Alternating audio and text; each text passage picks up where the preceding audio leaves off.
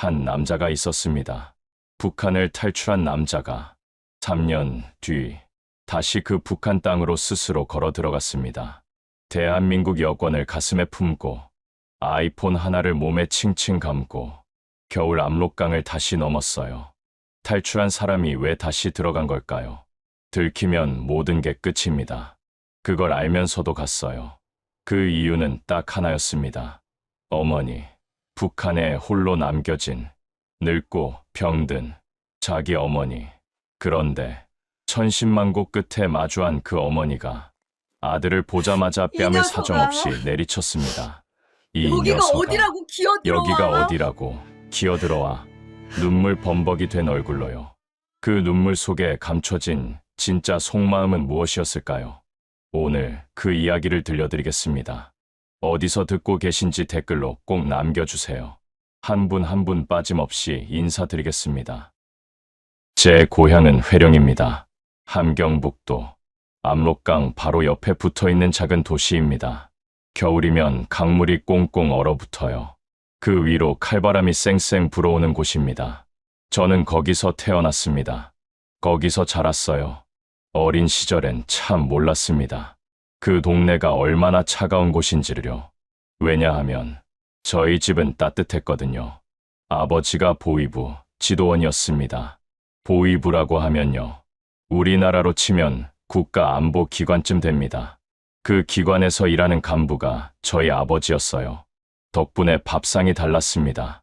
남들은 구경도 못하는 하얀 쌀밥이 날마다 올라왔어요. 고깃국도 자주 끓었습니다. 어머니는 그런 날이면 꼭 이렇게 하셨어요. 밥을 풀 때 제 그릇을 제일 먼저 채우셨습니다. 진우야, 많이 먹어라. 이게 다 내 아버지 덕이다. 어머니는 항상 그 말을 하셨어요. 밥풀 하나도 흘리지 말라고. 아버지 덕을 잊지 말라고. 동네 사람들은 우리 집 앞을 지날 때마다 고개를 숙였어요. 어린 저는 그게 당연한 줄 알았습니다. 아버지 가슴에는 항상 훈장이 달려 있었어요. 붉은 빛이 도는 노쇠 훈장이었습니다. 아버지는 밤마다 그 훈장을 닦으셨어요. 낡은 수건으로 문지르고 또 문지르셨습니다. 광택이 날 때까지요. 그러면서 저한테 이렇게 말씀하셨어요. 진우야, 이 훈장이 뭔지 아니? 이건 당이 우리 가족을 끝까지 책임진다는 약속이다. 저는 그 말을 믿었습니다. 의심 한 번 안 했어요. 그때 제 눈에 비친 아버지는요, 세상에서 제일 크고 단단한 사람이었습니다. 그런데 어느 날 밤이었어요. 아버지가 평소보다 늦게 들어오셨습니다. 얼굴빛이 흙빛이었어요. 군복 단추도 두어 개 풀려 있었습니다. 말없이 앉으시더니 술을 드셨어요. 연거푸 들이켰습니다. 어머니가 걱정스럽게 여쭤봤어요.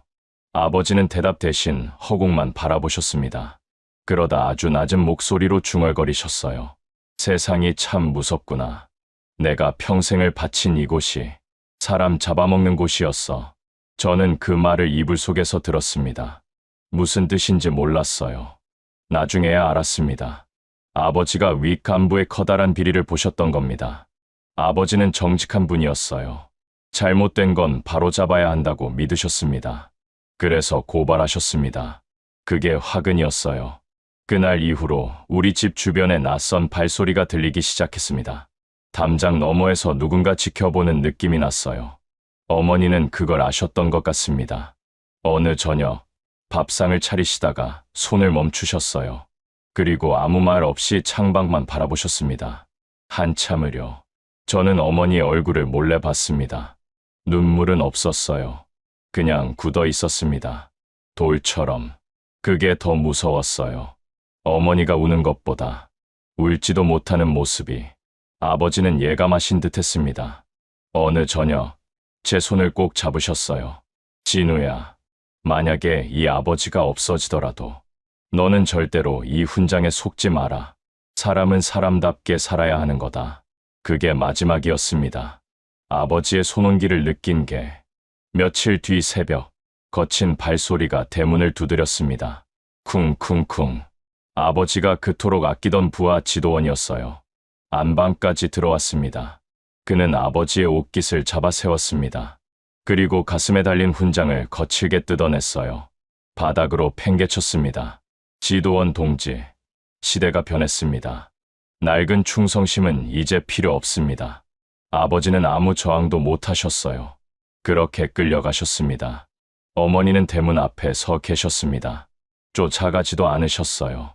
그저 아버지가 사라진 골목 끝을 바라보셨습니다. 발이 땅에 붙은 것처럼. 저는 어머니 손을 잡으려 했습니다.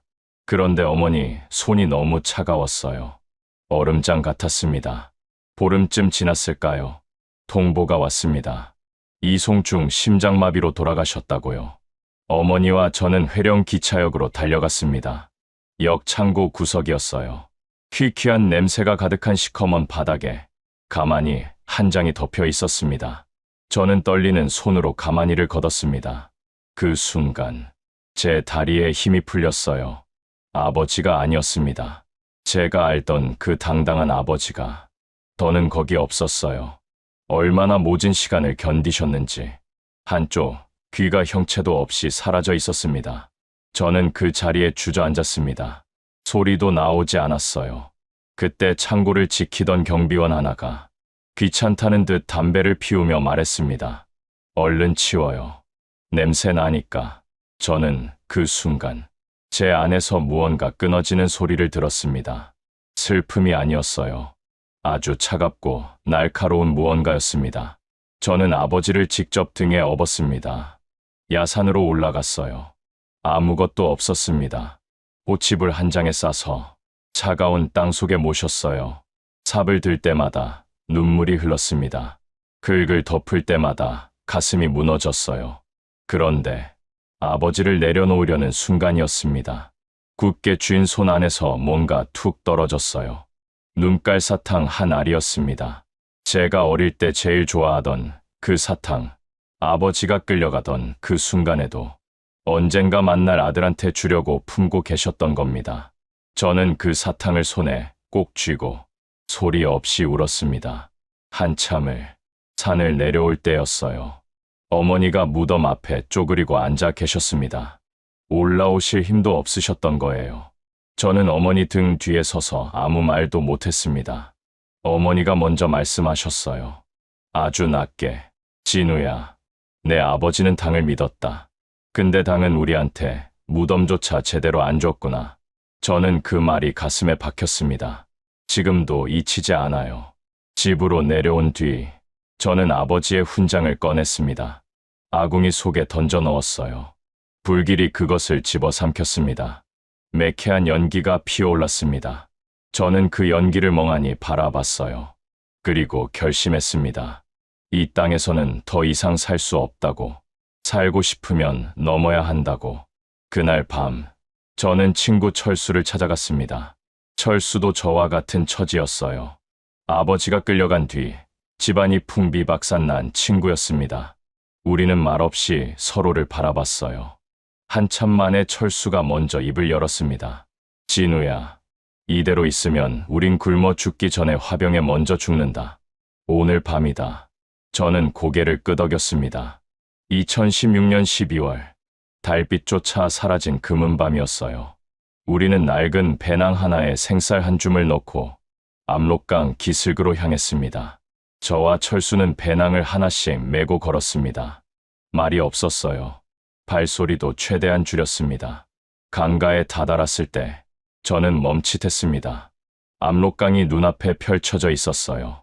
꽁꽁 얼어붙은 강판이 어둠 속에서 검게 번들거렸습니다. 무서웠어요. 하지만 더 무서운 건 뒤에 있었습니다. 그 땅에 그대로 있는 것.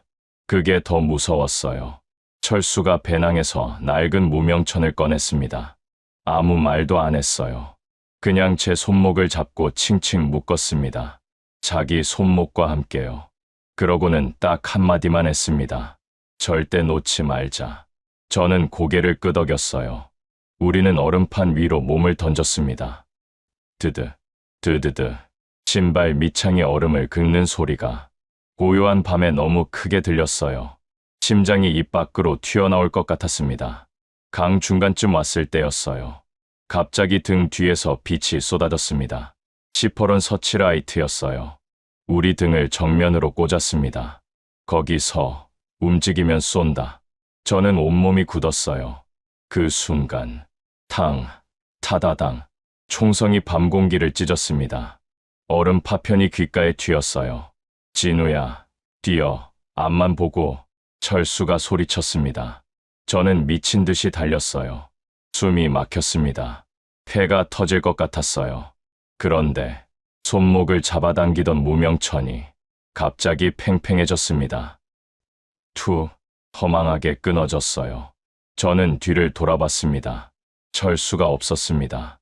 어둠 속 저 멀리 철수의 실루엣이 보였어요. 그런데 이상했습니다. 철수가 달리는 방향이 저와 정반대였어요.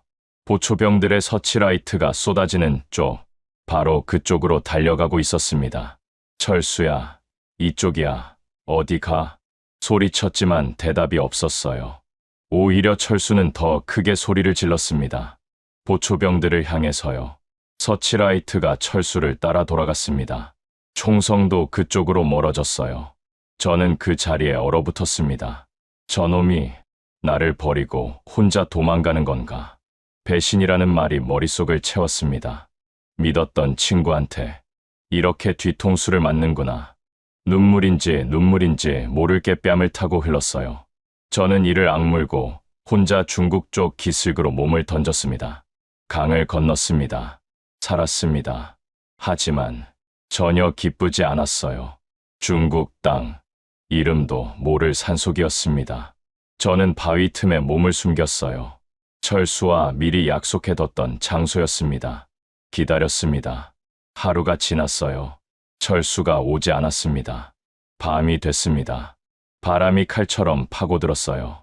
저는 배낭에서 생쌀을 꺼냈습니다. 몇 알을 입에 넣고 씹었어요. 딱딱하고 비릿했습니다. 씹으면 씹을수록 철수에 대한 원망이 올라왔어요. 결국 나만 바보였구나. 그런데 그 순간이었어요. 머릿속을 스친 게 철수가 아니었습니다. 어머니였어요. 홀로 남겨진 회령집 안방에 앉아 계실 우리 어머니. 아들이 강을 넘었다는 소식이 퍼지면 보위부 사람들이 제일 먼저 달려갈 곳이 어딘지 저는 알고 있었습니다. 우리 집이었어요. 어머니가 가만히 있지 않을 겁니다. 그 사람들이.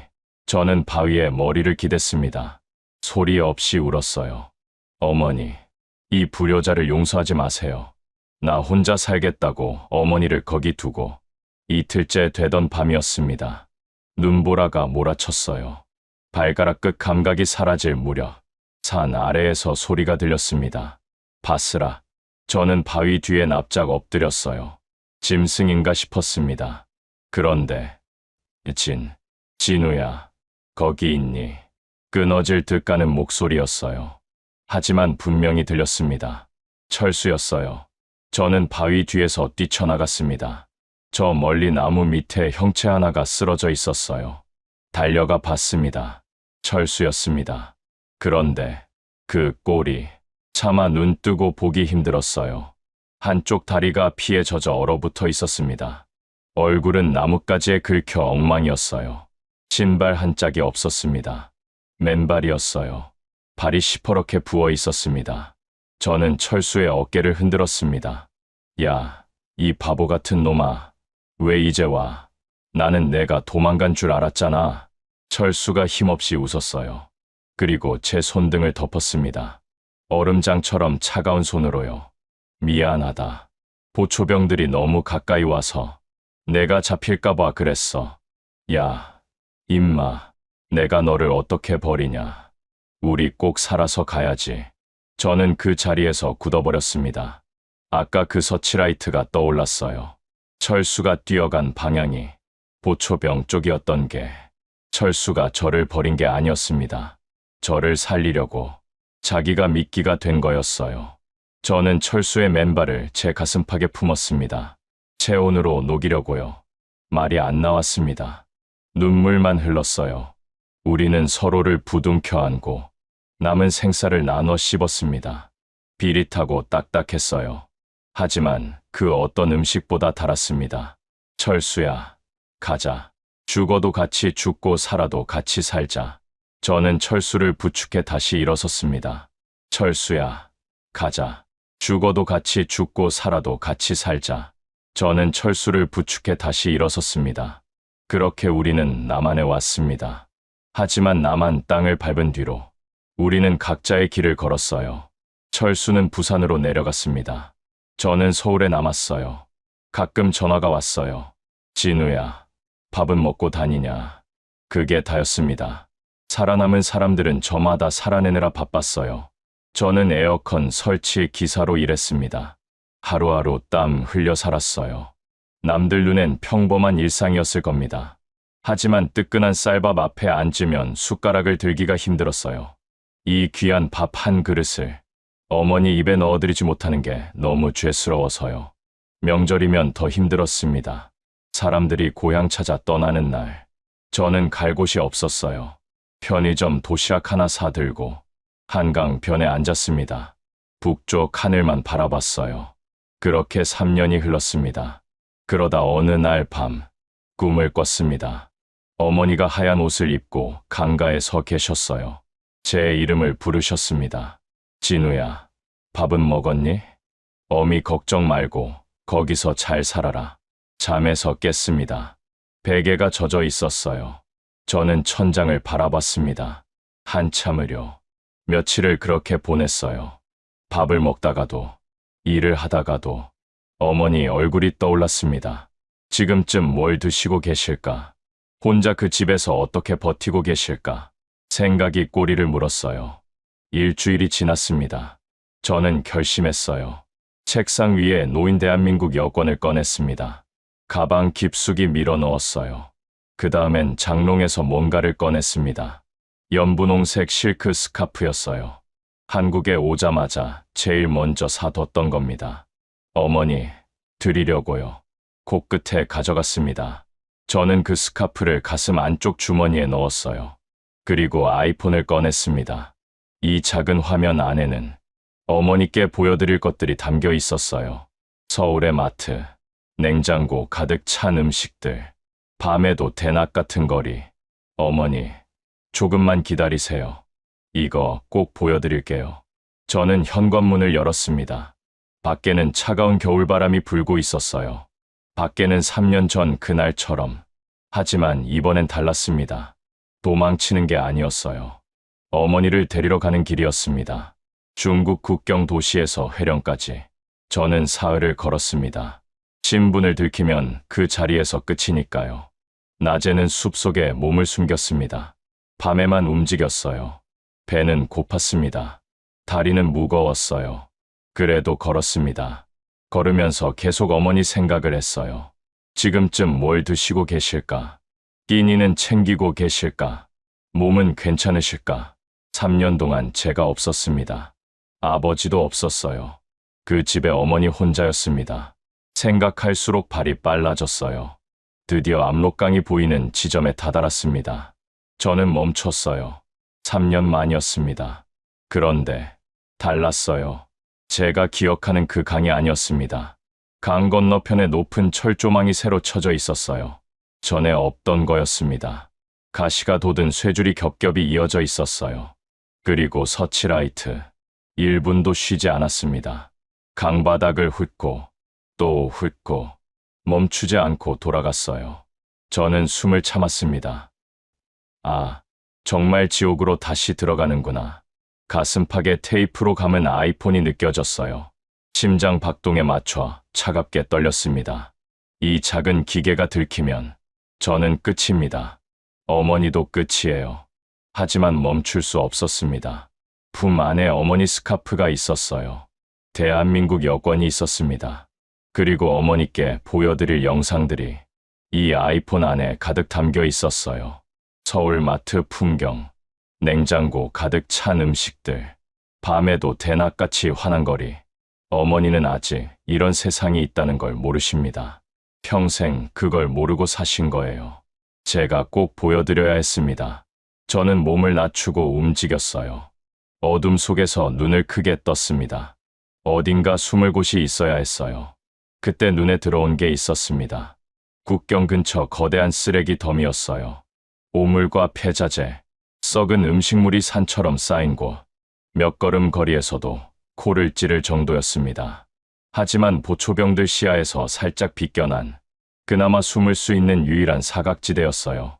저는 천천히 올라가기 시작했습니다. 한 발 내디딜 때마다 푸석 발이 쓰레기 더미 속으로 빠졌어요. 손에는 이름 모를 뼈 조각이 스쳤습니다. 날카로운 쇠 조각도 손끝을 긁었어요. 구역질이 났습니다. 하지만 이를 악물었어요. 어머니를 생각했습니다. 거의 다 왔어요.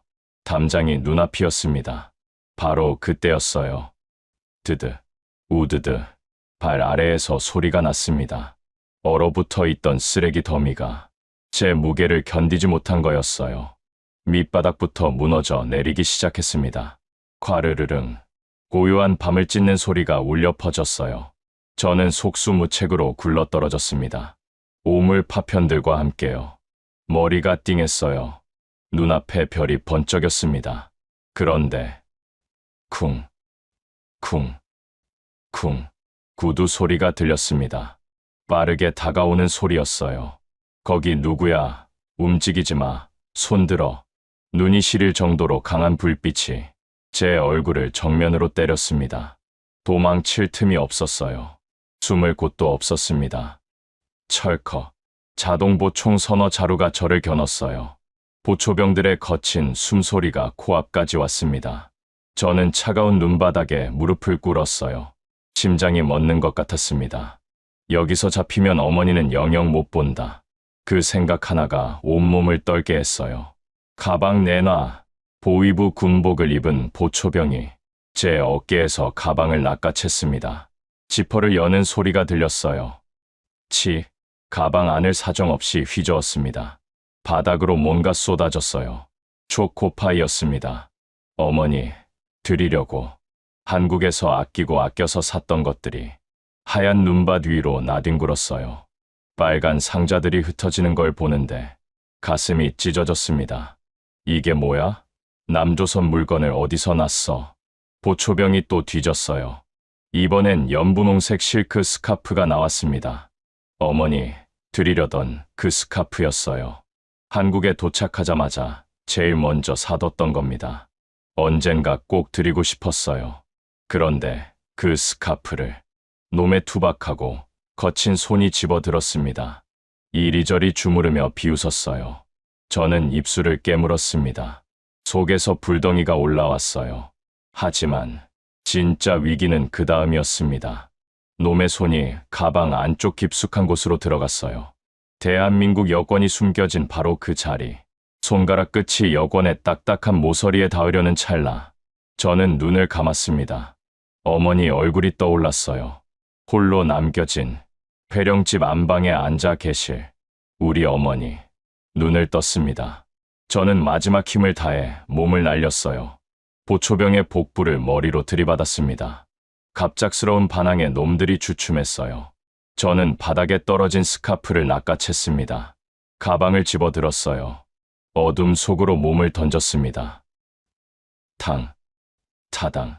등 뒤에서 총성이 울렸어요. 돌아볼 겨를이 없었습니다.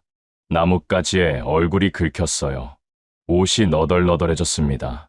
그래도 뛰었어요. 배가 터질 것 같았습니다. 다리가 말을 안 들었어요. 그래도 뛰었습니다. 가슴팍에 감긴 아이폰의 차가운 감촉만 느끼며 어머니, 조금만 더. 한참을 달려서야 숲속 깊은 곳에 몸을 숨겼습니다. 숨을 골랐어요. 먼저 아이폰을 확인했습니다. 테이프를 살짝 들춰봤어요. 다행이었어요. 액정이 무사했습니다. 저는 눈을 감았어요.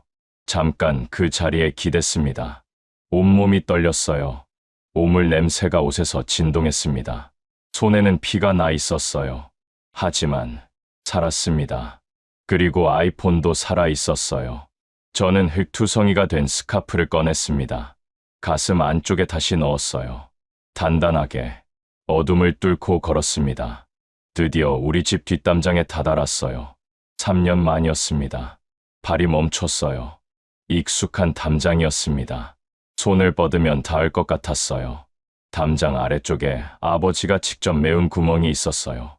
제가 어릴 때 공을 차다가 뚫어놨던 자리였습니다. 아버지가 흙벽돌로 직접 메우셨어요. 손끝으로 만져봤습니다. 아버지 손길이 느껴지는 것 같았어요. 눈물이 날 것 같았습니다. 그런데 이상했어요.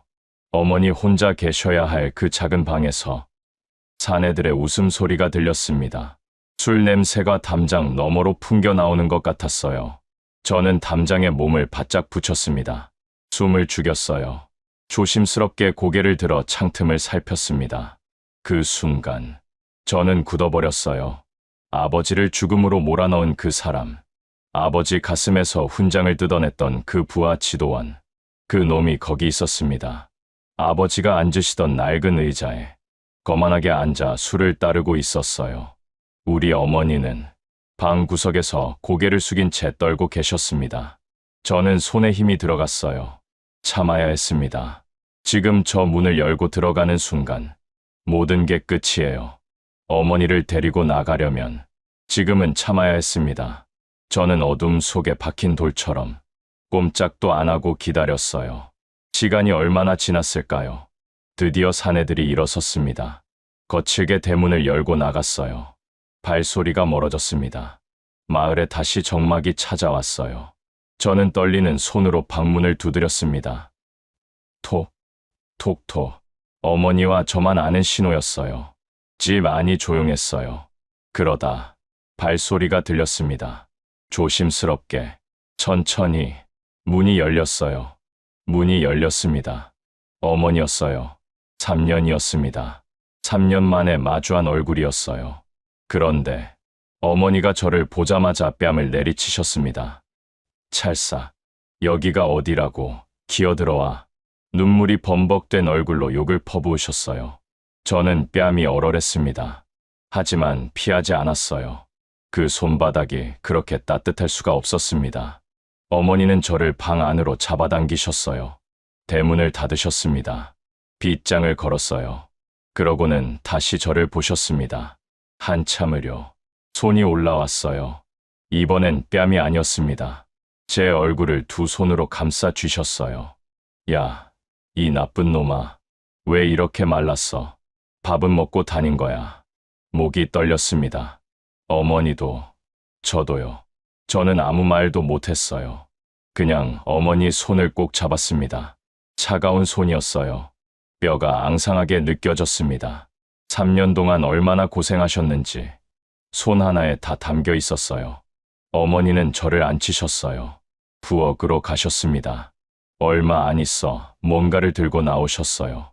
강냉이밥이었습니다. 옥수수를 갈아서 만든 거였어요. 북한에서는 그게 일상이었습니다. 반찬은 소금에 절인 나물 하나였어요. 그게 전부였습니다. 어머니는 그 밥그릇을 제 앞에 놓으셨어요. 아무 말 없이요. 저는 숟가락을 들었습니다. 한술 떴어요. 넘어가지 않았습니다. 가슴이 막혔어요. 한국에서 저는 매일 쌀밥을 먹었습니다. 고기도 먹었어요. 과일도 먹었습니다. 그런데 어머니는 3년 동안 이걸 드셨구나. 이 차갑고 거친 강냉이 밥을 혼자서 드셨구나. 저는 억지로 삼켰어요. 어머니는 제가 먹는 걸 지켜보셨습니다. 본인은 숟가락을 들지 않으셨어요. 어머니도 드세요. 괜찮다. 너나 먹어라. 저는 그 말이 더 아팠습니다. 저는 가슴팍에 감긴 테이프를 뜯었습니다. 아이폰을 꺼냈어요. 어머니는 깜짝 놀라셨어요. 그게 뭐냐? 전기도 없는데 스스로 빛이 나네. 무전기냐? 저는 말없이 화면을 켰습니다. 영상을 틀었어요. 서울의 마트였습니다. 산더미처럼 쌓인 하얀 쌀포대들, 끝도 없이 이어진 우유 진열대, 고기가 가득한 냉장 코너. 어머니는 눈을 비비셨어요. 화면 가까이 얼굴을 들이미셨습니다. 야, 진우야, 저게 다 쌀이냐? 저렇게 많은 쌀을 감시하는 사람도 없이 그냥 놔둔다고? 믿을 수 없다는 듯 고개를 저으셨어요. 저는 영상을 바꿨습니다. 제 자취방 냉장고였어요. 문을 열자 가득 찬 야채와 과일, 꽁꽁 얼린 고기 덩어리들. 어머니는 손을 뻗으셨어요.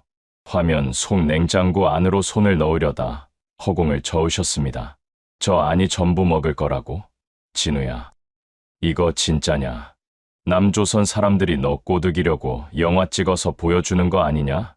저는 고개를 저었어요. 영상을 넘겼습니다. 제가 길거리에서 바나나를 사 먹는 모습, 수돗물을 틀자 콸콸 쏟아지는 뜨거운 물, 밤에도 대낮처럼 환한 서울 야경. 어머니는 한참을 말이 없으셨어요. 그러다 제 손을 꼭 잡으셨습니다. 부르르 떠셨어요. 아이고, 저런 세상이 정말 있었구나. 우리 아들이 저런 데서 배 안 골고 살고 있었구나. 나는 그것도 모르고 매일 밤 내가 강물에 휩쓸려 죽었을까봐, 굶어 죽었을까봐 맹물 한 그릇 떠놓고 빌고 또 빌었는데 어머니 눈에서 눈물이 흘렀어요. 저는 더 이상 참지 못했습니다. 그날 밤 저는 3년 만에 어머니 옆에 누웠어요. 낡은 이불 아래서요. 어머니 살냄새가 났습니다. 며칠을 쫓겨다닌 탓에 눈이 감겼어요. 순식간에 잠이 들었습니다. 얼마나 잤을까요? 창밖으로 푸르스름한 새벽빛이 돌 때쯤 눈을 떴어요. 옆에서 뜨거운 시선이 느껴졌습니다. 고개를 돌렸어요. 어머니였어요. 웅크리고 앉아 제 얼굴을 뚫어지게 바라보고 계셨습니다. 밤새 주무시지 않은 눈이었어요. 어머니, 왜 이러고 계세요? 어머니가 제 뺨을 살며시 쓸어내리셨어요. 투박하고 거친 손으로요. 진우야, 내가 또 사라질까봐, 눈 감으면 이게 다 꿈일까봐 무서워서 잠을 잘 수가 없구나. 내 새끼 얼굴 조금이라도 더 봐둬야지. 저는 가슴이 미어졌습니다. 어머니는 그 긴 밤을 뜬 눈으로 저를 지켜보셨어요. 아들이 신기루처럼 사라질까봐 한 번이라도 더 보려고. 저는 어머니 손을 잡았어요. 어머니 손이 제 손 위에서 멈췄습니다. 진우야, 어미가 하나 물어봐도 되냐? 예, 어머니, 거기서 많이 힘들었니? 저는 잠깐 멈췄어요. 아니요, 괜찮았어요. 거짓말이었습니다. 어머니도 아셨을 거예요. 그냥 고개를 끄덕이셨어요. 그래, 그럼 됐다. 더 묻지 않으셨어요. 그 짧은 대화 안에 어머니와 저 사이에 쌓인 3년이 다 들어 있었습니다. 서둘러야 했어요. 오래 있으면 안 됐습니다. 저는 어머니를 설득했어요. 지금 함께 나가야 한다고요. 압록강 건너편이 바로 중국이었습니다. 강만 건너면 중국 땅이라 중국 통신 전파가 이쪽까지 흘러들어오거든요. 북한 핸드폰은 당연히 안 됩니다. 하지만 한국 아이폰은 그 중국 전파를 잡을 수 있었어요. 저는 그 신락 같은 신호를 붙잡아 남한 직장 동료에게 조심스럽게 연락을 취했습니다. 형님, 저 좀 살려주세요. 어머니랑 같이 나가야 합니다. 동료들이 십시일반 돈을 모아줬어요. 그 돈이 브로커에게 전달됐습니다. 그런데 돈을 챙긴 브로커가 나타나지 않았어요. 약속 장소에서 기다렸습니다. 하루가 지났습니다. 이틀이 지났어요. 차가운 산속에서 어머니와 굶으며 기다렸습니다. 더 이상 기다릴 수 없었어요. 저는 어머니께 말했습니다. 어머니, 일단 집으로 가야겠어요. 한꺼번에 움직이면 눈에 띕니다. 계획을 세웠어요. 어머니가 먼저 집으로 들어가시기로 했습니다. 저는 바로 옆 친척 집에서 기다리기로 했어요. 어머니가 안전하게 들어가시는 걸 확인한 뒤 저도 거리를 두고 따라 들어가기로 했습니다. 어머니가 먼저 움직이셨어요. 저는 친척 집 담장 뒤에서 지켜봤습니다. 어머니가 우리 집 대문을 밀었어요. 마당으로 한 발자국 내디디셨습니다. 그 순간이었어요. 사방에서 사람들이 튀어나왔습니다. 잠복해 있던 보위부원들이었어요. 어머니의 비명이 밤 공기를 찢었습니다. 저는 담장 뒤에 몸을 바짝 붙였어요. 숨을 죽였습니다. 담장 너머로 소리가 들렸어요. 아들놈, 어디 있어? 그제야 깨달았습니다. 아까 동료한테 전화할 때 통화가 너무 길었어요. 보위부 도청망에 신호가 걸린 겁니다. 우리가 집으로 돌아온다는 걸 다 들켰던 거예요. 저는 대문으로 뛰어들어가고 싶었어요. 제가 나서고 싶었습니다.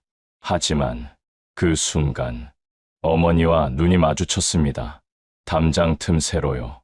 맞아서 바닥에 엎드려 계신 어머니, 그 눈빛이 공포가 아니었어요. 자식을 살리겠다는 서슬퍼런 눈빛이었습니다. 어머니가 보위부원의 바지가랑이를 붙잡으셨어요. 비명처럼 내뱉으셨습니다. 모른다. 나는 저런 놈 모른다. 길 잃은 거렁뱅이가 밥 달라고 따라온 거다. 그러고는 저를 향해 반대 방향을 손으로 가리키셨어요. 저기, 낯선 놈이 산 쪽으로 도망간다. 저놈 잡아라. 보위부원들의 시선이 그쪽으로 쏠렸습니다. 그 찰나, 어머니가 입모양으로 속삭이셨어요. 말소리는 들리지 않았습니다. 하지만 보였어요. 가거라. 뒤도 보지 말고 살아서 가거라. 절대로 다시 오지 마라. 저는 발이 떨어지지 않았어요. 어머니가 평생 저한테 거짓말을 하신 적이 없었어요. 딱 한 번. 그날 밤이었습니다. 저를 모르는 사람이라고 한 그 말. 그게 어머니가 하신 생애 단 한 번의 거짓말이었어요. 그 거짓말이 제 목숨을 살렸습니다. 저는 어둠 속으로 몸을 던졌어요. 뒤에서 어머니 소리가 들렸습니다. 점점 멀어졌어요. 산등성이에 올라 아래를 내려다봤어요.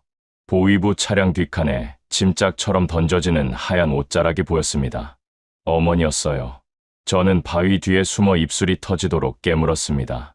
소리 없이 울었어요. 그리고 손목에 뭔가를 묶었습니다. 어머니의 연분홍색 실크 스카프였어요. 피가 안 통할 정도로 꽉 묶었습니다. 어머니, 약속할게요. 절대로 혼자 거기 두지 않아요. 저는 주머니 속 검은 약통을 꺼냈어요. 산 아래로 던져버렸습니다.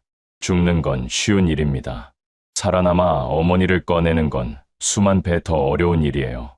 저는 그 어려운 길을 택했습니다. 가슴팍에 아이폰을 다시 한번 확인했어요. 화면 안에는 어머니가 마지막으로 보셨던 그 영상이 소리 없이 빛나고 있었습니다. 저는 그 빛을 가슴 깊이 품고 차가운 압록강을 향해 다시 걸었어요. 어머니는 잡혀가셨습니다. 저는 도망쳐야 했어요. 그게 어머니가 원하신 거였으니까요. 보위부 차량이 사라진 방향을 한참 바라봤습니다. 헤드라이트 불빛이 저 멀리 꺾이더니 어둠 속으로 사라졌어요. 저는 그 자리에 쭈그려 앉았습니다. 무릎에 얼굴을 묻었어요. 소리도 없이 울었습니다. 어머니를 두고 혼자 살겠다고 도망치는 아들. 그 말이 머릿속에서 떠나지 않았어요. 그런데 손목에 묶인 연분홍색 스카프가 느껴졌습니다. 어머니 손에서 나던 냄새가 아직 거기 남아 있었어요. 저는 그 스카프를 꽉 쥐었습니다. 그리고 일어섰어요. 울 시간이 없었습니다. 살아야 어머니를 꺼낼 수 있었어요. 저는 압록강으로 몸을 돌렸습니다. 강가 둑 위에 다다랐을 때였어요. 저 멀리서 서치라이트 불빛이 갈치자로 흔들리며 다가오고 있었습니다. 그 뒤로 군화 소리가 땅을 울렸어요. 그리고 목소리가 들렸습니다. 그때 쓰레기 더미에서 제 가방을 뒤졌던 그 보초병이었어요. 어머니 스카프를 더러운 손으로 주무르던 그 놈이었습니다. 이 근처로 튀었다. 쥐새끼 한 마리도 놓치지 마. 소름이 돋았어요. 도망칠 방향을 찾았습니다. 왼쪽은 트인 들판이었어요. 서치라이트에 바로 걸립니다. 오른쪽은 숲이었는데 군화 소리가 그쪽에서 오고 있었어요. 앞은 강이었습니다. 그리고 제가 서 있는 둑 아래는 좋기 5m는 되는 가파른 절벽이었어요. 절벽 아래로 얼어붙은 강물과 날카로운 돌무더기가 입을 벌리고 있었습니다. 저는 그 절벽 끝에 서서 아래를 내려다봤어요. 솔직히 말씀드리면 그 순간 무서웠습니다. 아주 많이요. 뛰어내리면 살 수 있다는 보장이 없었어요. 저 돌무더기에 머리라도 부딪히면 그 자리에서 끝입니다. 어머니를 다시는 못 본다는 뜻이에요. 발끝이 절벽 끝에 걸쳐진 채로 저는 딱 3초를 망설였습니다. 3초 동안 참 많은 게 스쳤어요. 아버지 얼굴이 스쳤습니다. 아버지 주머니에서 굴러나왔던 눈깔 사탕이 스쳤어요. 그리고 어머니가 스쳤습니다. 담장 틈새로 마주쳤던 그 눈빛. 공포가 아니라 자식을 살리겠다는 결기가 서린 그 눈빛이었어요. 가거라. 살아서 가거라. 그 입 모양이 떠올랐습니다. 뒤에서 서치라이트가 제 등을 때리기 직전이었어요. 저는 뛰었습니다. 허공이었어요. 바람 소리가 귓가를 지나갔습니다. 그 짧은 순간이 아주 길게 느껴졌어요. 온몸이 느리게 떨어지는 것 같았습니다. 눈을 감지 않았어요. 끝까지 눈을 뜨고 있었습니다. 둔탁한 소리와 함께 제 몸이 돌무더기 위로 처박혔어요. 가지. 왼쪽 다리에서 소리가 났습니다. 뼈가 어긋나는 소리였어요. 불로 지지는 것 같았습니다. 척추를 타고 머리까지 통증이 올라왔어요. 눈앞이 하얘졌습니다. 비명이 터져 나오려 했어요. 하지만 참았습니다. 이를 안 물었어요. 비명 한 번이 제 목숨을 가져갈 수 있었습니다. 두 위에서 고함이 들렸어요. 저기 물가에 있다. 쏴버려. 머리를 조준해. 탕. 타당. 총성이 울렸습니다. 얼음 파편이 귓가로 튀었어요. 흙먼지가 얼굴을 덮었습니다. 저는 부러진 다리를 질질 끌었어요. 감각이 없었습니다. 내 다리가 아닌 것 같았어요. 하지만 팔로 바위를 짚으며 기었습니다. 손가락이 찢겼어요. 손톱이 뒤집혔습니다. 피가 바위 위에 번졌어요. 그래도 기었습니다. 멈추면 끝이었으니까요. 가슴팍에 감긴 아이폰을 두 손으로 감싸 안았어요. 이 안에 어머니가 마지막으로 보셨던 영상이 있었습니다. 이것만은 지켜야 했어요. 차가운 강물이 발끝에 닿았습니다. 저는 강물 속으로 머리부터 들어갔어요. 강물은 차가운 게 아니었습니다. 온몸의 근육이 한꺼번에 굳는 느낌이었어요. 숨을 쉴 수가 없었습니다. 12월 압록강 물살이 뼛속까지 파고들었어요. 물속으로 파고드는 총알, 궤적이 제 옆을 스쳐 지나갔습니다. 저는 더 깊이 들어갔어요. 강바닥이 낀 바위를 잡고 몸을 숨겼습니다. 부러진 다리가 물속 바위에 부딪혔어요. 뼈가 살점을 찌르는 통증이 왔습니다. 비명이 올라왔어요. 하지만 강물을 들이마시며 삼켰습니다. 물을 삼킬 때마다 폐가 타는 것 같았어요. 그래도 버텼습니다. 어머니. 그 이름 하나였어요. 그게 저를 움직이게 했습니다. 숨이 막혀 올 때마다 어머니. 다리에서 통증이 치솟을 때마다 어머니. 손끝 감각이 사라질 때마다 어머니. 헤엄치는 건지 떠내려가는 건지 모르겠었어요. 그냥 앞으로 갔습니다. 한 번 더, 한 번 더, 한 번만 더. 얼마나 지났을까요? 손끝에 뭔가 닿았습니다. 돌이 아니었어요. 부드러운 진흙이었습니다. 남쪽 기슭이었어요. 저는 온 힘을 다해 기어 올라갔습니다. 팔이 떨렸어요. 다리는 이미 제 것이 아니었습니다. 그래도 기었어요. 진흙탕 위로 몸을 반쯤 올렸을 때 더는 힘이 없었습니다. 그냥 그 자리에 엎드렸어요. 숨을 쉬었습니다. 차가운 공기가 폐 속으로 들어왔어요. 살아 있었습니다. 강 건너편을 바라봤어요. 서치라이트가 허공을 가르고 있었습니다. 저를 찾고 있었어요. 하지만 저는 이미 건너왔습니다. 근처에 폐가 창고가 보였어요. 문이 반쯤 떨어져 있었습니다. 저는 부러진 다리를 끌며 그 안으로 기어 들어갔어요. 창고 안은 어둡고 차가웠습니다. 쥐 한 마리가 구석으로 달아났어요. 집더미가 한쪽에 쌓여 있었습니다. 누군가 오래전에 쓰던 흔적이었어요. 저는 그 집더미의 등을 기댔습니다. 가장 먼저 한 건 아이폰을 확인하는 거였어요. 테이프를 뜯었습니다. 화면이 켜지지 않았어요. 가슴이 철렁했습니다. 강물에 젖은 거였어요. 저는 아이폰을 가슴팍에 품었습니다. 체온으로 녹이기 시작했어요. 젖은 옷 위로 아이폰을 누르고 있자니 몸이 더 떨렸습니다. 하지만 놓지 않았어요. 제발, 제발 켜져라. 어머니가 여기 있는데, 어머니가 이 안에 있는데. 혼자 중얼거렸습니다. 창고 밖에서 바람 소리가 들렸어요. 어디선가 개 짖는 소리도 들렸습니다. 저는 그 소리들을 들으며 버텼어요. 그러다 창고 안을 둘러봤습니다. 낡은 창고, 벽에 금이 가 있었어요. 그 틈새로 실오라기 같은 달빛이 들어왔습니다. 저는 그 빛을 바라봤어요. 한참을요. 이상하게 어머니 생각이 났습니다. 아버지가 돌아가시던 날 밤, 어머니가 마당에 서서 하늘을 바라보시던 모습이 떠올랐어요. 그때 어머니 눈빛이랑 지금 이 달빛이 똑같았습니다. 차갑지만 꺼지지 않는 그런 빛이었어요. 저는 눈을 감았습니다. 그리고 속으로 말했어요.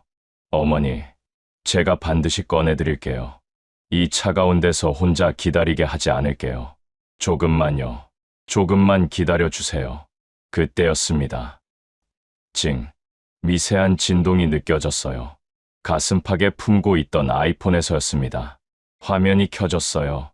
화면 상단에 글자가 떴습니다. 로밍 중. 북한 땅 바로 건너편이라 나만 전파가 신락같이 잡힌 거였어요. 저는 배터리를 봤습니다. 3%. 떨리는 손가락으로 남한 동료에게 메시지를 눌렀어요. 글자 하나하나가 너무 소중했습니다. 틀리면 안 됐어요. 배터리가 없으니까요. 형님, 저 살려주세요. 어머니 잡혀가셨습니다. 저 다리 부러졌습니다. 중국 쪽 강가 폐창고에 있습니다. 전송 버튼을 눌렀어요. 화면이 꺼졌습니다. 완전히 꺼졌어요. 저는 아이폰을 손에 쥔 채 집더미에 기댔습니다. 부러진 다리가 보랏빛으로 부어오르고 있었어요. 통증이 파도처럼 밀려왔다 가라앉았습니다. 몸이 덜덜 떨렸어요. 젖은 옷이 살갗에 달라붙어 체온을 빼앗아 갔습니다. 눈꺼풀이 무거워졌어요. 잠들면 안 됐습니다. 이 추위에 잠들면 못 일어날 수 있었어요. 저는 손목에 묶인 스카프를 봤습니다. 어머니, 스카프였어요. 진흙과 강물에 젖어 색이 거의 사라졌습니다. 그래도 아직 거기 있었어요. 저는 그 스카프를 손으로 꽉 감쌌습니다. 어머니, 저 여기 있어요. 살아있어요. 얼마나 지났을까요? 창고 문 쪽에서 발소리가 들렸습니다. 저는 반사적으로 몸을 움츠렸어요. 보위부원들인가 싶었습니다. 심장이 쿵 내려앉았어요. 그런데 진우야, 진우씨, 여기 있어요? 낮은 목소리였습니다. 한국 말투였어요. 동료였습니다. 3%의 배터리로 보낸 그 메시지가 닿은 거였어요. 동료들이 급히 브로커를 수배했고 브로커가 밤새 달려온 겁니다. 저는 대답하려 했습니다. 그런데 목소리가 나오지 않았어요. 입만 벌어졌습니다. 창고 문이 열렸어요.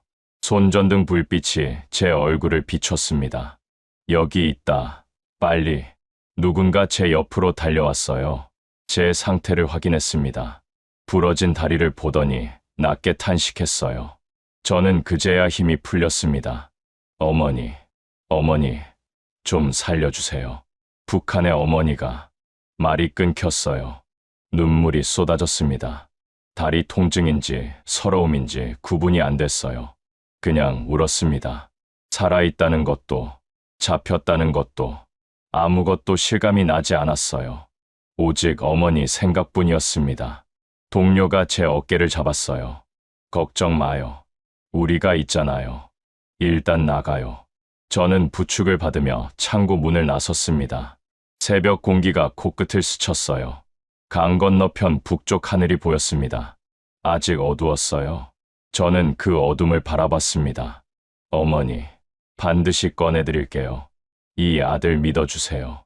한국으로 돌아왔습니다. 하지만 어머니는 아직 거기 계셨어요. 인천공항이었습니다. 브로커가 저를 부축해서 입국장 문을 통과했어요. 부러진 다리에 철심을 박은 뒤였습니다. 목발의 의지에서 겨우 한 걸음씩 내딛고 있었어요. 폐가 창고에서 구조된 지 사흘 만이었습니다. 그 사흘 동안 정신이 없었어요. 병원에서 수술을 받았고 브로커 손에 이끌려 이동했고 비행기를 탔습니다. 창밖으로 구름이 보일 때 저는 눈을 감았어요. 어머니 생각을 했습니다. 지금쯤 어디 계실까? 많이 다치셨을까? 밥은 드셨을까? 입국장 문이 열렸어요. 환한 조명이 쏟아졌습니다. 저는 그 빛 속에서 멈췄어요. 브로커 옆에 처음 보는 사람들이 서 있었습니다. 브로커가 조용히 말했어요. 미안해요. 한국으로 들어오려면 신고를 해야 했어요. 국가정보원이었습니다. 탈북자가 북한을 무단으로 다녀온 사실, 입국 과정에서 이미 파악된 거였어요. 브로커 마음은 저를 살리려는 거였습니다. 하지만 법은 달랐어요. 한진우 씨, 당신을 국가보안법 위반 혐의로 긴급 체포합니다. 허가 없이 북한을 방문한 혐의입니다. 자유를 찾아온 땅에서 저는 다시 수갑을 찬 신세가 되었어요. 한진우 씨 맞습니까? 저는 고개를 끄덕였어요. 철컥. 손목에 차가운 쇳덩이가 채워졌습니다. 목발을 짚고 있는 손에 수갑이 채워지는 게 어색했습니다. 주변에 있던 여행객들이 힐끔힐끔 쳐다봤어요. 저는 고개를 숙였습니다. 조사실은 형광등이 지나치게 밝았어요. 조사관이 책상 앞에 앉았습니다. 제 맞은편이었어요. 그는 진흙과 피가 눌러붙은 제 아이폰을 책상 위에 툭 던졌습니다. 이게 뭡니까? 북한 보위부 지도원 아들이라는 사람이 이걸 들고 왜 다시 기어 들어갔어요? 지령이라도 받은 겁니까? 간첩이에요? 저는 입술을 깨물었습니다. 터진 입술 사이로 비릿한 피 맛이 났어요. 말을 할 수가 없었습니다. 제가 여기서 어머니를 모셔오려 했다고 말하는 순간 북한 보위부 지하 감옥에 계실 어머니는 남조선 간첩의 어미라는 낙인이 찍힐 거예요. 어머니가 저를 살리려고 하신 거짓말이 물거품이 됩니다. 저는 침묵을 선택했어요. 조사관이 아이폰을 집어들었습니다. 이 안에 뭐가 들었는지 알고 있어요. 다 봤습니다. 근데 이게 당신 주장대로 단순히 어머니 보러 간 거라면 왜 대한민국 여권을 숨겨서 들어갔습니까? 왜 아이폰을 몸에 테이프로 감고 들어갔어요? 저는 아무 말도 하지 않았습니다. 조사관이 한숨을 내쉬었어요. 당신이 말을 안 하면 우리도 어쩔 수가 없습니다. 그렇게 조사가 끝났어요. 그리고 저는 유치장으로 향했습니다. 경찰서 유치장에서 하루를 보낸 뒤 구치소로 이송됐습니다. 구치소 바닥은 차가웠어요. 저는 철창 옆에 등을 기댔습니다. 부러진 다리를 쭉 뻗었어요. 수술한 자리가 욱신거렸습니다. 형광등이 밤새 꺼지지 않았어요. 그 환한 빛 아래서 저는 잠을 이룰 수가 없었습니다. 눈을 감으면 어머니가 보였어요. 보위부원들에게 끌려가시던 그 모습. 바지가랑이를 붙잡고 모른다. 저놈 모른다고 소리치시던 그 모습. 담장 틈새로 마주쳤던 그 눈빛. 공포가 아니라 자식을 살리겠다는 결기가 서린 그 눈빛. 저는 눈을 떴어요. 천장을 바라봤습니다. 제가 자유를 누릴 때마다, 밥을 먹을 때마다, 따뜻한 물로 씻을 때마다 어머니는 보위부 지하 감옥에서 뭘 하고 계실까요? 그 생각이 저를 가장 잔인하게 지식였습니다. 다리 통증보다 더 아팠어요. 그날 밤 유치장 창살 너머로 달이 보였습니다. 둥근 달이었어요. 저는 그 달을 바라봤습니다. 어머니도 저 달을 보고 계실까? 북한 하늘에도 저 달은 뜨겠지. 같은 달인데 우리는 왜 이렇게 다른 곳에 있을까? 어머니, 저 여기 있어요. 포기 안 했어요.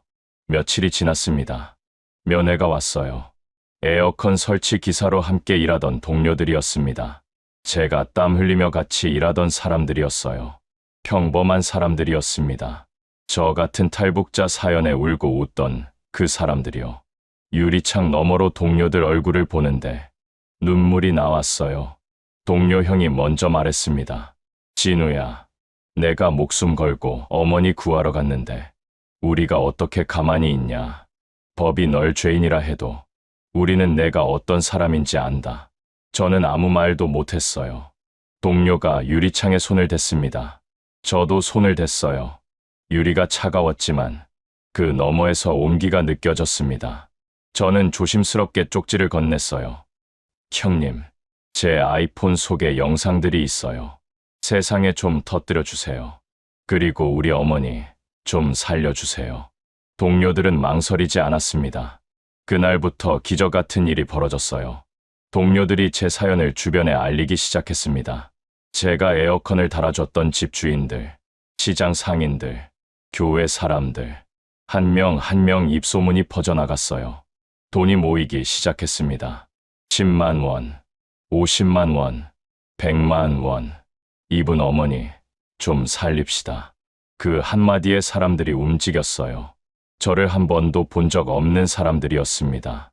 그냥 사연을 듣고 마음이 움직여서 지갑을 열었어요. 그렇게 모인 돈이 5천만 원이었습니다. 저는 수감된 상태에서 동료들을 통해 그 돈을 브로커에게 전달했어요. 제 전 재산이고 목숨값입니다. 제발 우리 어머니만은 살려주세요. 보위부 감옥에서 꺼내주세요. 강을 건너게 해주세요. 제발 어머니만은. 그것이 제 인생을 건 마지막 도박이었습니다. 수감된 지 2달이 지났어요. 3달이 지났습니다. 소식이 없었어요. 저는 매일 밤 유치장 창살 너머 달을 바라봤습니다. 어머니가 살아계신지, 어디 계신지 아무것도 알 수 없었어요. 그 불확실함이 저를 가장 괴롭혔습니다. 어느 날은 이런 생각도 들었어요. 내가 너무 늦은 건 아닐까?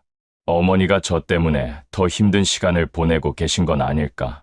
차라리 내가 그냥 한국에서 어머니 그리워하며 살았으면 어머니가 더 편하셨을까? 그 생각이 들 때마다 저는 스카프를 꽉 쥐었습니다. 아니다. 어머니는 원하셨다. 아들이 잘 사는 걸 원하셨다. 그래서 거짓말까지 하신 거다. 저는 버텼습니다. 구치소에 있은 지 10달이 지난 어느 날 밤이었어요. 교도관이 유치장 문을 열었습니다. 한진우, 면회다. 이 시간에 면회는 이상했어요. 저는 목발을 짚고 면회실로 향했습니다. 면회실 문이 열렸어요. 유리창 건너편에 동료 형이 앉아 있었습니다. 그런데 형의 눈이 빨갰어요. 울었던 눈이었습니다. 형이 수화기를 들었어요. 진우야. 목소리가 떨렸습니다. 어머니가 강을 넘으셨어. 지금 태국 난민 수용소에 도착하셨어. 저는 그 자리에서 무너졌습니다. 목발이 바닥에 쓰러졌어요. 저도 함께 주저앉았습니다.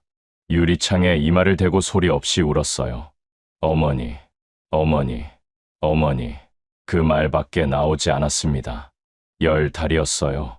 10달 동안 아무것도 모른 채 버텼습니다. 그 3%의 배터리로 보낸 메시지가, 동료들의 발걸음이, 이름 모를 분들의 10만 원, 50만 원이 결국 어머니를 살렸습니다. 저는 수갑 찬 손으로 유리창을 쓸었어요. 어머니, 이제 얼마 안 남았어요. 조금만 더 기다려주세요. 재판이 시작됐습니다. 어머니는 태국에 계셨어요. 푸른색 수의를 입고 법정에 들어섰습니다. 목발을 짚고 한 걸음씩 걸었어요. 방청석에 사람들이 가득 차 있었습니다. 동료들이 보였어요. 제가 에어컨을 달아줬던 집주인도 보였습니다. 시장 상인 아주머니도 계셨어요. 저를 한 번도 본 적 없지만 돈을 보내주셨던 그 분들이었습니다. 다들 굳은 표정으로 앉아 계셨어요. 저는 고개를 숙였습니다. 피고인석에 앉았어요. 판사님이 들어오셨습니다. 법봉을 한번 두드렸어요. 재판이 시작됐습니다. 검사가 일어섰어요. 근엄한 목소리였습니다. 피고인 한진우는 대한민국 국민으로서 정부의 허가 없이 북한을 방문했습니다. 이는 국가보안법이 엄격히 금지하는 행위입니다. 피고인의 행위는 단순한 가족 방문이 아니라 국가 안보를 위협하는 중대한 범죄입니다. 피고인에게 징역형을 구형합니다. 방청석이 술렁였어요. 저는 고개를 들지 않았습니다. 검사 말이 틀린 건 아니었어요. 저는 법을 어겼습니다. 그건 인정했어요. 하지만 제 어머니가 보위부 감옥에서 버텨내신 그 시간을 법 조항 몇 개로 설명할 수는 없었습니다. 변호인이 일어섰어요. 재판장님, 마지막으로 증거물을 제출하겠습니다. 변호인이 제 아이폰을 꺼냈습니다. 진흙과 피가 눌러붙은 그 아이폰이었어요. 압록강을 2번 건넌 그 아이폰. 절벽에서 뛰어내릴 때도 가슴에 품었던 그 아이폰. 어머니께 천국을 보여드렸던 그 아이폰이었습니다. 변호인이 법정 정면 스크린을 향해 고개를 끄덕였어요. 영상이 흐르기 시작했습니다. 처음 화면에 나온 건 북한 집 내부였어요. 곰팡이가 핀 낡은 벽, 금이 간 천장, 전구 하나가 희미하게 켜진 작은 방이었습니다. 방청석이 조용해졌어요. 그 다음 화면이 바뀌었어요. 서울 마트였습니다. 산더미처럼 쌓인 하얀 쌀포대들, 끝도 없이 이어진 우유 진열대, 형형색색의 과일들, 고기가 가득한 냉장 코너, 그리고 그 화면을 보고 있는 어머니가 나왔어요. 야, 진우야, 저게 다 쌀이냐? 저렇게 많은 쌀을 감시하는 사람도 없이 그냥 놔둔다고? 어머니가 눈을 비비시는 모습이 나왔습니다. 화면 가까이 얼굴을 들이미시는 모습이 나왔어요. 손을 뻗어 화면 속 냉장고 안으로 넣으려다 허공을 저으시는 모습이 나왔습니다. 방청석에서 낮은 탄식이 흘러나왔어요. 영상이 계속됐습니다. 제가 길거리에서 바나나를 사 먹는 모습, 수돗물을 틀자 콸콸 쏟아지는 뜨거운 물, 밤에도 대낮처럼 환한 서울 야경. 그 영상들을 보시면서 어머니가 말씀하셨어요. 아이고, 저런 세상이 정말 있었구나. 우리 아들이 저런 데서 배 안 골고 살고 있었구나. 나는 그것도 모르고 매일 밤 내가 강물에 휩쓸려 죽었을까봐, 굶어 죽었을까봐 맹물 한 그릇 떠놓고 빌고 또 빌었는데 방청석에서 누군가 코를 훌쩍였어요. 영상이 마지막 장면으로 넘어갔습니다. 어두운 밤이었어요. 담벼락 너머였습니다. 화면이 흔들렸어요. 카메라를 들고 있는 손이 떨렸기 때문이었습니다. 제 손이었어요.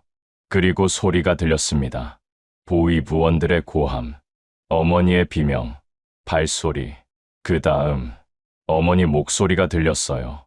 모른다. 나는 저런 놈 모른다. 길 잃은 거렁뱅이가 밥 달라고 따라온 거다. 그리고 저기 낯선 놈이 산 쪽으로 도망간다. 저놈 잡아라. 어머니가 보위부원들에게 끌려가시면서도 제가 숨어있는 쪽을 단 한 번도 바라보지 않으시는 모습이 화면에 담겼습니다. 끝까지 아들을 모르는 척 하신 거였어요. 영상이 끝났습니다. 법정 안이 조용했어요. 아무 소리도 나지 않았습니다. 저는 고개를 들었어요. 판사님을 봤습니다.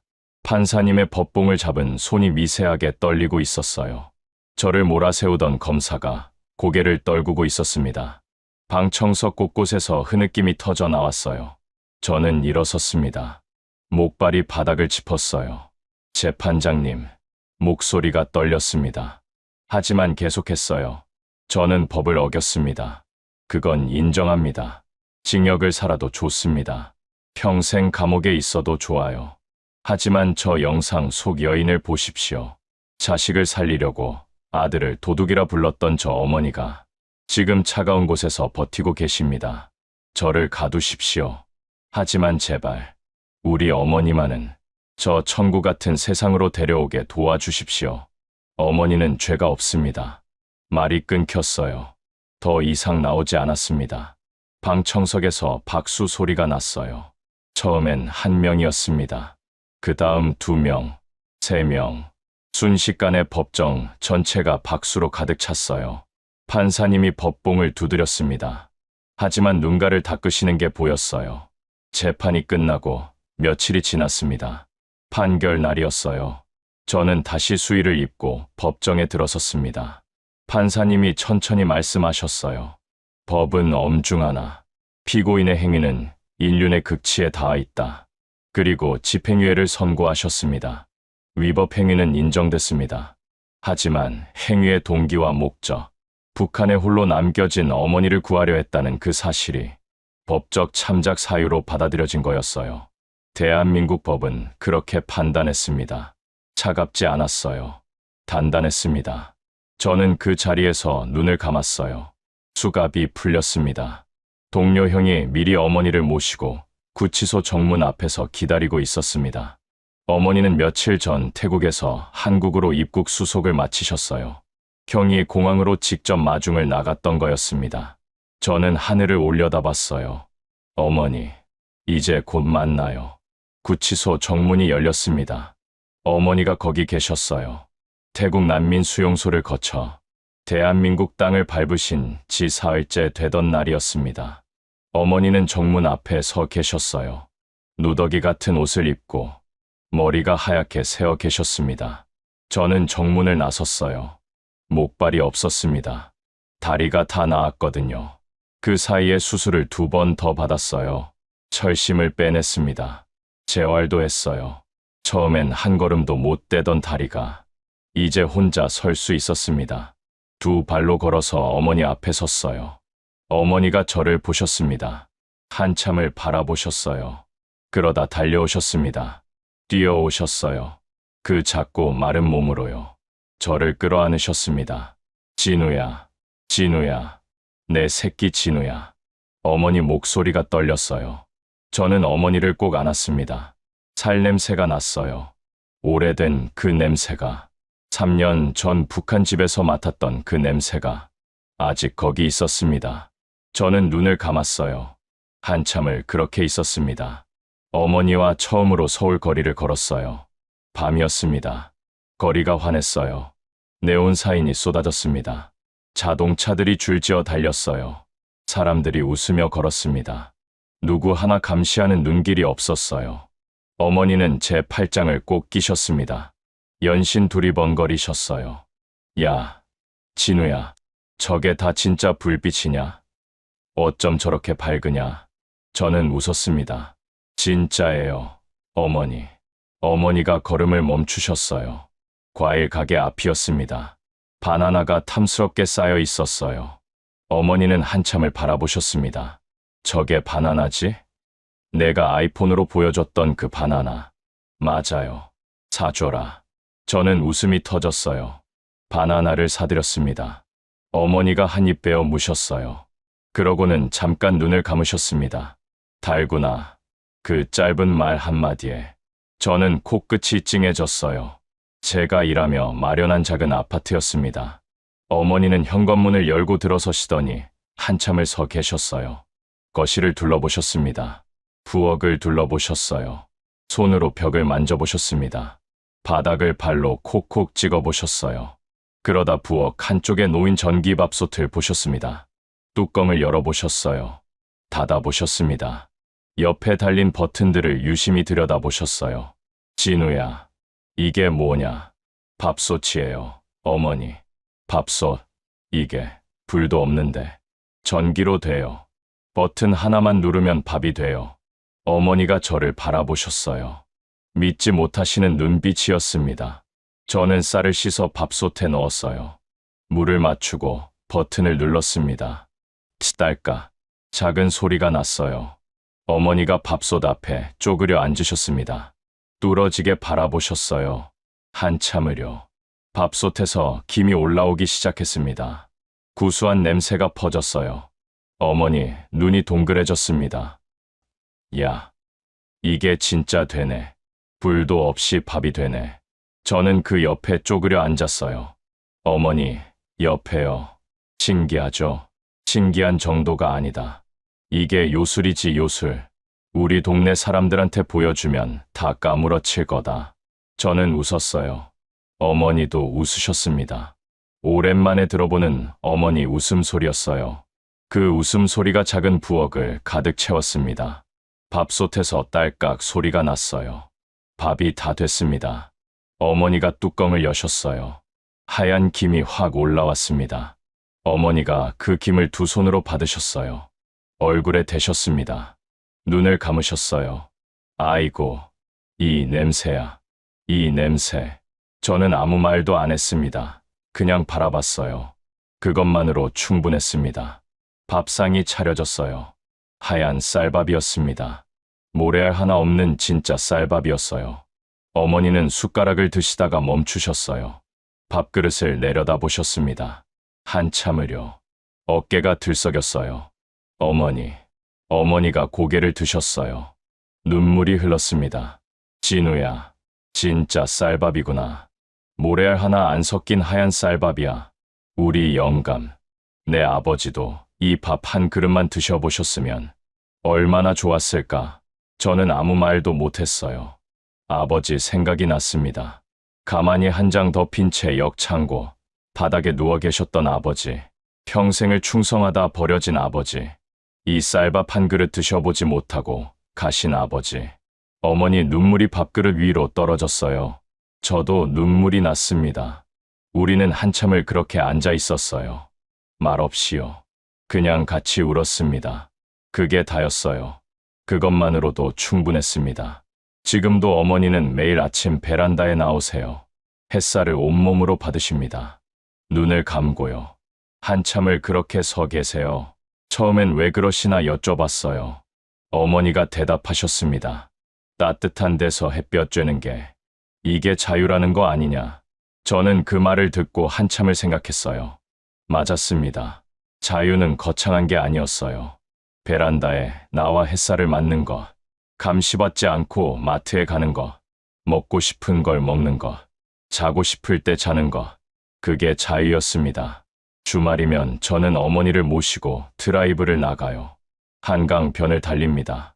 창밖으로 서울의 고층 빌딩들이 펼쳐지면 어머니는 제 손을 꼭 잡으세요. 진우야, 내가 전생에 무슨 복을 지어서 이런 세상을 다 보느냐. 내가 가져온 그 작은 유리 상자 속 세상보다 여기가 100배는 더 눈부시구나. 저는 그 말이 좋아요. 아이폰 속 세상보다 100배 더 눈부신 곳.